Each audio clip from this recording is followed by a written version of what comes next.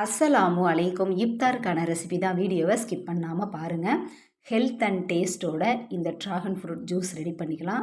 இந்த பழம் பார்த்திங்கன்னா நம்ம சும்மாலாம் ஜூஸ் போட்டோம்னா டேஸ்ட் அந்த அளவுக்கு நல்லா இருக்காது. இது பழத்தோட நம்ம 2-3 பொருள் எக்ஸ்ட்ரா சேர்த்து நம்ம ஜூஸாக ரெடி பண்ணிக்கலாம்.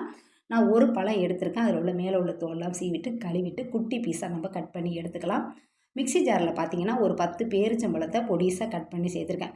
பேரிச்சம்பழம் சேர்க்குறது உடம்புக்கு நல்ல ஒரு ஹெல்த்து தானே, அதுக்காக நான் சேர்த்துருக்குறேன்.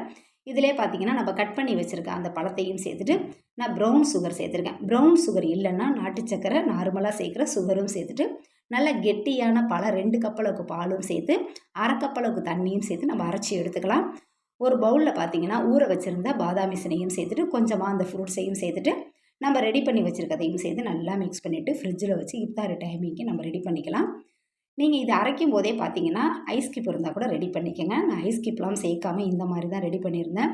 இந்த பழத்தில் பார்த்தீங்கன்னா ரொம்ப ஹெல்த்தியாக இருக்குது. ஒரு முறை ட்ரை பண்ணி பாருங்கள். என்னோடய வீடியோ பிடிச்சிருக்கவங்க சப்ஸ்கிரைப் பண்ணி லைக் பண்ணி ஷேர் பண்ணுங்கள். தேங்க்யூ ஃபார் வாட்சிங்.